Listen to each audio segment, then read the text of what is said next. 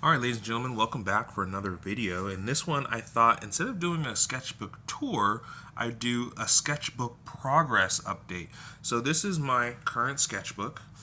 In my previous video, this is a Moleskine, their artist line. I really like this sketchbook.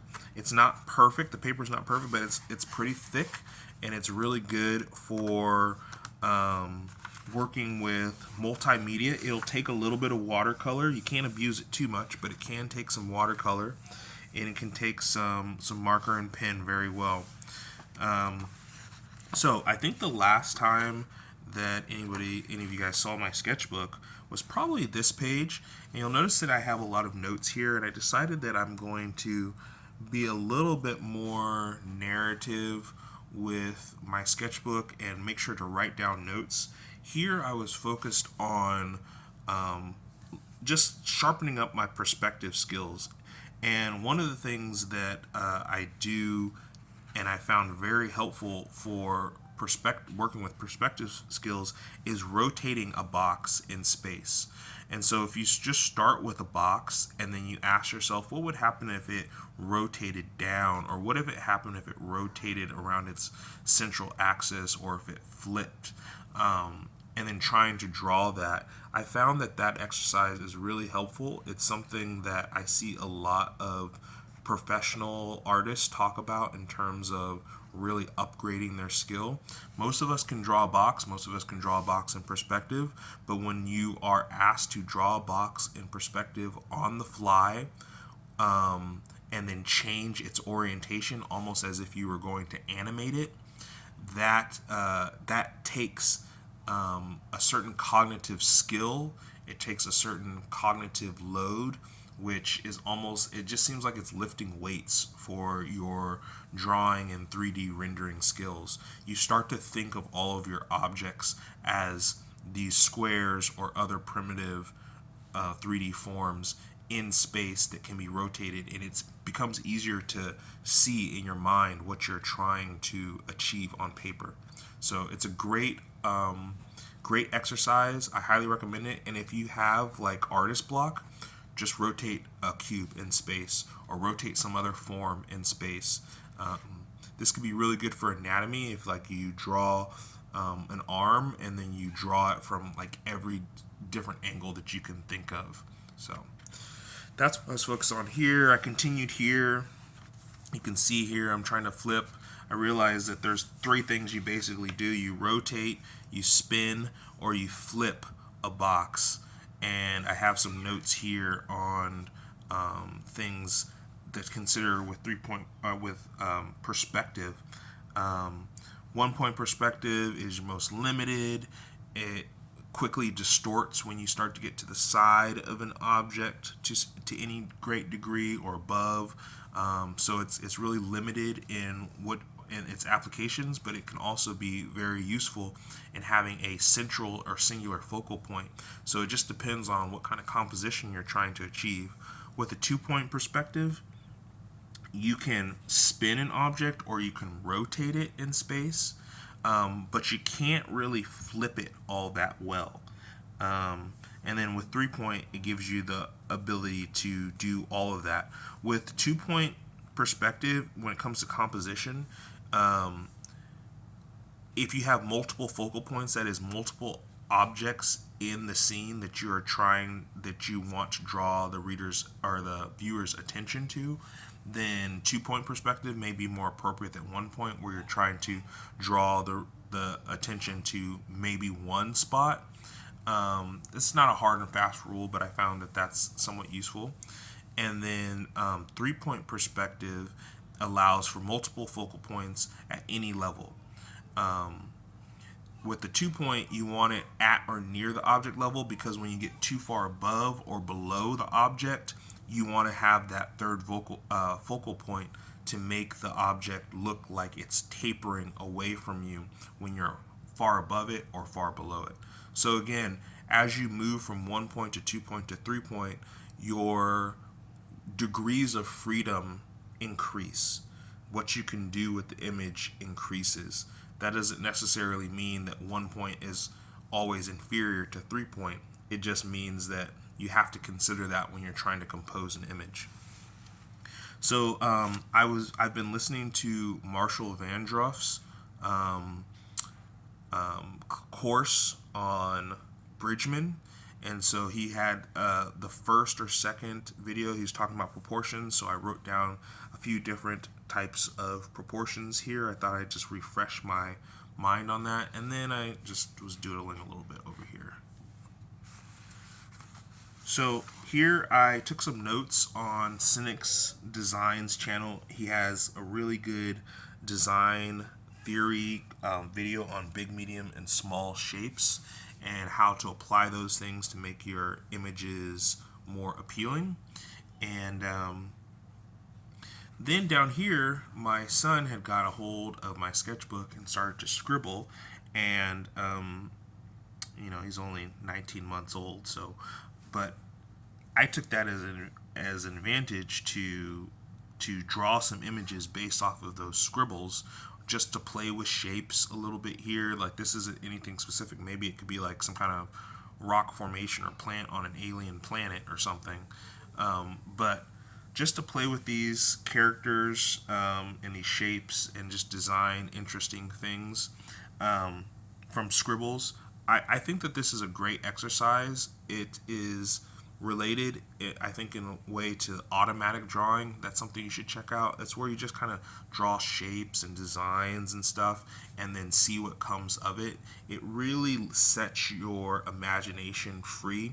A lot of times we get that, artist block, and just kind of like looking at something that's chaotic and finding something of interest in it is a great way to break that artist block. It's very similar to looking at the clouds and seeing what shapes appear, or looking at the stars and seeing what shapes appear to you in your mind.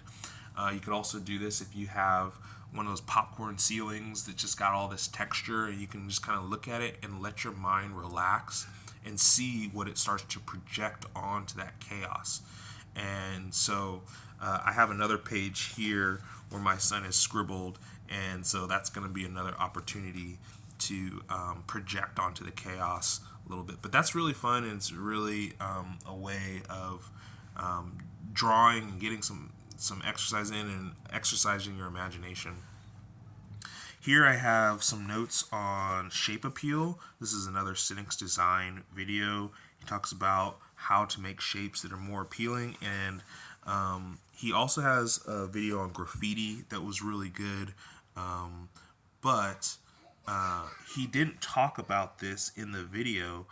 But what I started to do was I wanted to make some shapes. I could just start with random things, but I thought, well, why not just start with the letters of the alphabet and try to make the letters of the alphabet into appealing shapes based off of what he was saying.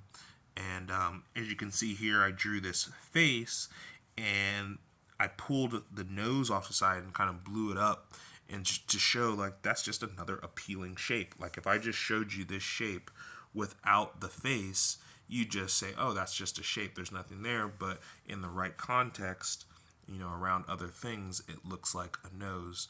So that's the way that we should, I think that's very useful to be thinking about drawing and shapes. And this is this character over here. I really like this. It's kind of remind me of the alien queen from Aliens. And so I was like, oh, let me build that out a little bit. Maybe I can find a place for that or create a story around that. So here I started watching another video, another channel called Draw Your Way. So this is a shout out to him. He's got a small channel, just started. I think he's only been out for maybe a month. But he is just an amazing artist, and his tool of choice is the Pentel parallel pen. And I liked it so much that I ran out to Blick and I picked one up for myself to try out. So this is kind of similar to working with a brush pen, except this pen makes It's a calligraphy pen, and it has these cartridges to replace, and it's really great for making these straight lines, but you can also make these really flat. If I can do it right, there you go. Like these flat, dark lines, and the ink is just super dark and super black. It's just a really fun tool to work with. You can see here I was playing around with doing a little bit of storyboarding or thumbnails. It's really great for that and really like producing something pretty quickly. Whenever I get a new tool, I spend a lot of times, you can see, just making marks and understanding how the tool works so that I can then apply it in a drawing. So I did a few drawings with it, just continually playing around. Some of these things I'm kind of copying from his channel, but that's fine. Some more. So it's a fun tool. I'm still learning it. There's a few downsides. One is that the ink, it lays down so much ink so thickly that it takes a minute for it to dry. So it's very easy, as you could probably see here, to smear it. So just keep that in mind. It's also not waterproof, so you can't use this like in combination with watercolors, or if you get water on your sketchbook, it's gonna kind of mess that up. So keep that in mind. I did see in the comments, some of the Draw Your Way channel, someone in the comments said that they take the old empty cartridges and they use a syringe and inject into it some like ink that is waterproof, so he can use it, or she can use it with their watercolors or markers or anything like that. So that's something I may try in the future, but I'm really enjoying this. This is the Pentel parallel pen. It comes in different sizes. This is I believe this is the 6mm, and this is the largest one. I got this one because the Draw Your Way channel guy said that this is the one he uses most of the time, and you can achieve very fine lines. You can achieve kind of like a varied line, and then you can get that blackout line, or shape. So this is really fun, and it's kind of a transition away from just drawing with lines, because now you can draw with shapes as well, or compose with shapes. So this is nice, and I feel like I have a little bit more control over this than a brush pen. But I also want to master my brush pen work as well. But this is a great tool. So if you get a chance, check it out. It's about $10 at the art store, and then the refills are dirt cheap, like a pack of 4 for $2 or something like that. All right, here I went back to working with just ballpoint pen, and what I wanted to do was play around with some shapes here. So this started out as a basic shape, and then it became a sassy big booty lady with an afro, and just practicing eyes, trying to get eyes right. Just playing with shapes. This is a copy of somebody else's idea. It's not really a copy of the drawing, but I really like the idea. Excuse me. I have like a tickle in my throat. So yeah, just practicing some basic things, basic shapes. One of the things I may want to make a video on in the future is kind of getting away from what is it called?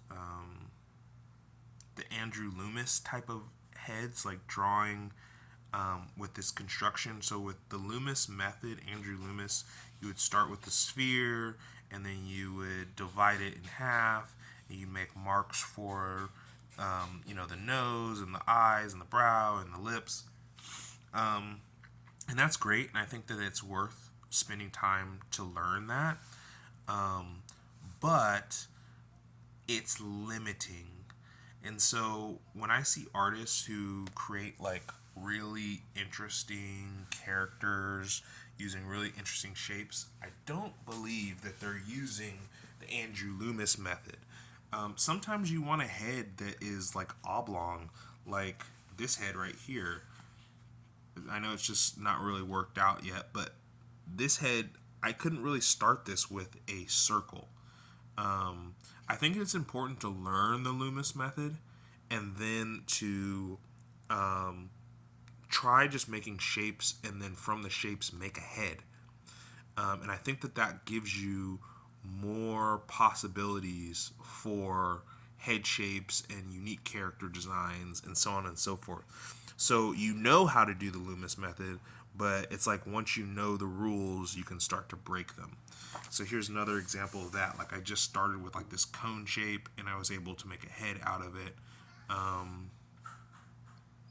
Yeah, it's a little bit, I think it's more fun than the construction method, though I can say that doing the construction method probably gives you a more consistent outcome, a product.